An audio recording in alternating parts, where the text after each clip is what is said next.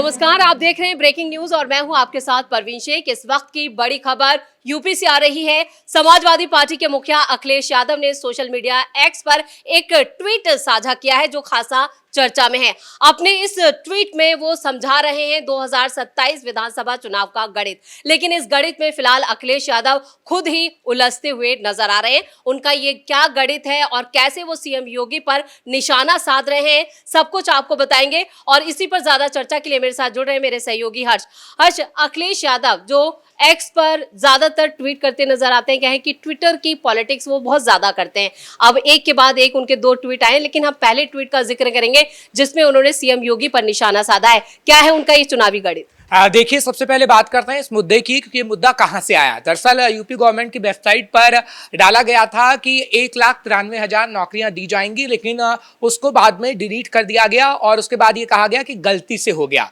और उसी मुद्दे को अखिलेश यादव ने पकड़ लिया और अखिलेश यादव दरअसल गणित बताने की कोशिश कर रहे हैं। जो ये गणित उन्होंने बताया है कि कैसे उत्तर प्रदेश की सरकार नौकरियों तो बात करती है लेकिन नौकरी नहीं देती है। ये गणित दरअसल वो समझा रहे हैं और उन्होंने गणित करके बताया भी है कि कितने करोड़ लोगों को नौकरियां नहीं मिलेंगी योगी सरकार में। लेकिन हम एक गणित समझाते हैं, क्योंकि अखिलेश यादव बता रहे हैं कितना इज इक्वल टू कितना होता है। चलिए हर्ष, जो अखिलेश यादव यहाँ पर गणित समझाने की कोशिश कर रहे हैं, वो गणित आखिर है क्या? क्या ये गणित इन पर ही ना भारी पड़ जाए? देखिए, गणित की अगर हम बात करते हैं परवीन, तो गणित मैं समझा दूं। अखिलेश यादव जिस तरीके से बताने की कोशिश कर रहे हैं कि कितने करोड़ लोगों को नौकरियां नहीं मिलेंगी इज इक्वल टू, मतलब वो गुणा भाग बता रहे हैं। लेकिन इनका गुणा भाग हम अपने दर्शकों को समझाते हैं। दरअसल आपको याद होगा अखिलेश यादव की सरकार भी किसी जमाने में रही थी। अखिलेश यादव आखिर ये क्यों नहीं बताते कि जब कमलापुर की चीनी की मिल बंद हो गई थी, चीनी मिलें बंद हुई थी, तो आखिर कितने करोड़ लोगों की नौकरियां गई थी? क्या उसका डाटा अखिलेश यादव देंगे? क्या अखिलेश यादव ये बताएंगे कि एक वक्त में उत्तर प्रदेश के अंदर एक अस्पताल हुआ करता था जिसमें आंखों का ऑपरेशन कराने श्रीदेवी आया करती थी? क्या उस अस्पताल की जो स्थिति थी अखिलेश यादव की सरकार में ढुलमुल नहीं हुई? वो अस्पताल जहां पर लोगों की नौकरियां छीन ली गई, क्या अखिलेश यादव ऐसी बात कहेंगे? या अखिलेश यादव इन बातों को बताएंगे? लेकिन शायद अखिलेश यादव इन बातों को नहीं बताएंगे। आप देखिएगा जिस तरीके से वो राजनीति कर रहे हैं और ये लिख रहे हैं कि जैसे ये आंकड़ा प्रकाशित होगा विधानसभा चुनाव लड़ने वाले भाजपाई प्रत्याशियों के बीच जाएगा, वैसे उनका राजनीतिक गणित टूटकर बिखर जाएगा। लेकिन वो अपनी स्थिति नहीं बताते हैं कि मेरी स्थिति कैसे टूटकर बिखर गई। हर्ष, इसको देखकर यहाँ पर हंसी भी आ रही है। देखिए, उन्होंने कहा है कि यहाँ पर 2027 के चुनाव में बुरी तरह से हारने और हटाने के लिए पूरी तरह कमर कस के तैयार है। आप यहाँ पर मुद्दे भी देख लीजिए, उनके जो मुद्दे होने वाले हैं, जो अक्सर जिसका वो जिक्र करते रहते हैं, किसानों मजदूरों की बेकारी, युवाओं की बेरोजगारी। हाँ, करके इसको पढ़िएगा, फिर एक एक करके मैं बताऊंगा कि कैसे अखिलेश की सरकार में क्या हुआ था। बिल्कुल हर्ष, तो यहाँ पर किसानों और मजदूरों की बात कर रहे हैं, बेकारी की बात कर रहे हैं, युवाओं की बेरोजगारी की बात कर रहे हैं, परिवार वालों के लिए खान पान, दवाई, पेट्रोल, डीजल और हर चीज की महंगाई, महिलाओं का अपमान, सुरक्षा, जिसकी वो अक्सर बात करते रहते हैं। शायद यही पीडीए है। हर्ष, है क्या? मतलब क्या वो फिर एक बार पीडीए की जो उनकी रणनीति उसे साधने की कोशिश कर रहे हैं? देखिए, पीडीए की रणनीति तो साधने की कोशिश कर ही रहे हैं, लेकिन इन मुद्दों को वो नहीं साध पाएंगे। आपने जिक्र किया किसानों मजदूरों की बेकारी। किसानों की जब हम बात करते हैं तो अखिलेश सरकार में आप जाके आंकड़ा उठा लीजिए, गूगल पे मैं कहता हूं अपने दर्शकों को आंकड़ा देखिए कि किसानों ने कितनी आत्महत्याएं की थी। मुलायम की सरकार रही थी तो कितनी आत्महत्याएं हुई थी। क्या उसका आंकड़ा देंगे अखिलेश यादव? योगी सरकार में हम देख रहे हैं प्रधानमंत्री नरेंद्र मोदी केंद्र में है और योगी किस तरीके से सीएम है, कैसे किसानों को किस्तें जा रही हैं, उनके अकाउंट में पहुंच रही है। किसानों की आत्महत्या की खबर अब शायद नहीं आती। अब कोई आप मीडिया में भी नहीं देख रहे हैं कि किसान आत्महत्या कर रहे हैं।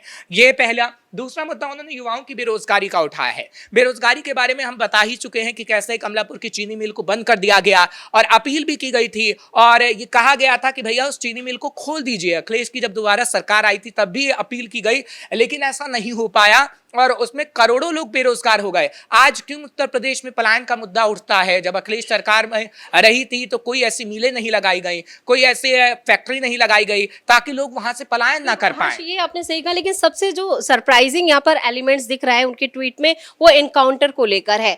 और जबकि एनकाउंटर जो यहाँ पर झूठे एनकाउंटर का दर वो बता रहे हैं, जबकि आपको बता दें कि उत्तर प्रदेश एक ऐसा राज्य है जहां पर जितने भी माफिया रहे हैं या जो गुंडाई करते चलते आए हैं या जितने भी, उस पर बहुत तेजी से कंट्रोल किया गया है। पुलिस का एक्शन भी इस पर लाजवाब रहा है और जो आंकड़े हैं वो लगातार यहाँ पर इन वारदातों को लेकर जो है वो घटे हैं। आंकड़े भी इसकी तस्दीक करते हैं कि योगी का एक्शन शानदार रहा है। देखिए, योगी आदित्यनाथ जीरो टॉलरेंस वाली नीति को अपना रहे हैं, लेकिन अखिलेश यादव के जब सरकार थी तो लड़के गलतियां कर देते थे और कम से कम ऐसे आंकड़े हैं कि 300 जो कट्टरपंथी थे उनको जेल से निकालने का काम अखिलेश यादव ने किया था, जिसने बच्चियों के साथ दुष्कर्म किए, जिसने कहीं ना कहीं उत्पात मचाने की कोशिश की, और वो सिर्फ और सिर्फ इसलिए ताकि कट्टरपंथियों का साथ अखिलेश यादव दे सके।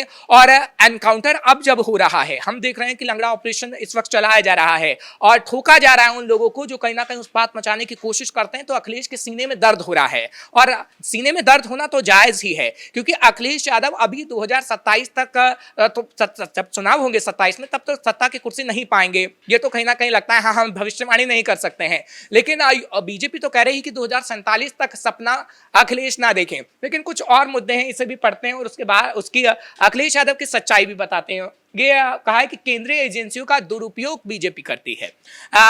अब आप बताइए, कांग्रेस की सरकार जब थी केंद्र में और उत्तर प्रदेश में अखिलेश की सरकार थी, तब हमने देखा कि किस तरीके से आगे पीछे केंद्रीय एजेंसियों के लोग कहीं ना कहीं घूमा करते थे। अब तो हर एक चीज की जांच हो रही है, तो अखिलेश यादव के पेट में दर्द हो रहा है। केंद्रीय एजेंसियों की दुरुपयोग का मामला तो विपक्ष का एक बड़ा मुद्दा है जो अक्सर सुनाई देता है। जब भी ईडी का एक्शन होता है तब ये लोग खुद ही चीखने चिल्लाने लग जाते हैं, लेकिन अपने कारनामे भूल जाते हैं। 2017 और 2022 में अगर कंपैरिजन किया जाए, जब 2017 में योगी की सरकार आई, उस वक्त वहां पर माफिया राज किस तरह से था और असुरक्षा को लेकर, जो सुरक्षा को लेकर मुद्दा बना था, वो 2017 में भी और 2022। लेकिन इन जो गैप आया है और जो आंकड़े आए वो काफी चौंकाने वाले रहे हैं। बिल्कुल, आप एनसीआरबी का डाटा उठा के देख लीजिए, आपको एनसीआरबी के डाटे से ही पता लग जाएगा, डेटा से ही पता लग जाएगा कि आखिर कितना बदलाव हुआ है। 2012 में जब साइकिल यात्रा निकाली गई थी अखिलेश यादव की तरफ से, 2013 में भरोसा किया गया था अखिलेश यादव पर कि अखिलेश यादव कहीं ना कहीं युवाओं का भला करेंगे और अखिलेश यादव की सरकार में क्राइम रेट बिल्कुल कम हो जाएगा, लेकिन ऐसा हो नहीं पाया। और हमने देखा कि 2013 के बाद कितने दंगे हुए, मुजफ्फरनगर का दंगा भी उसमें शामिल था। शामली में आप देख लीजिए कितने लोगों की जान चली गई, महिलाओं के साथ दुष्कर्म किया गया, सरेआम उसकी तस्वीरें आई, मीडिया ने उन तस्वीरों को दिखाया, लेकिन उत्तर प्रदेश में मीडिया पर भी पाबंदी लगा दी गई थी। ऐसा हुआ था शामली में। शामली के लोगों को आप देखेंगे, अगर आप दिल्ली में चली जाएंगी तो कई कॉलोनियां बसी हुई हैं, वहां पे वहां के लोग रह रहे हैं। तो आपने क्या काम किया है? आप अभी योगी सरकार से पूछ रहे हैं, योगी सरकार में तो हमें कहीं नहीं दिखता कि इतना बड़ा दंगा हुआ हो, या फिर योगी सरकार में हमें नहीं दिखता कि लोग उत्तर प्रदेश से ज्यादातर पलायन कर गए हों और अपने घर की दीवार पर लगा दिया होगा कि ये मकान बिकाऊ है। तो आप अपने जब आपकी सरकार आई तो आपने क्या किया? मुझे लगता है कि ऐसे में अखिलेश यादव को ये बताना चाहिए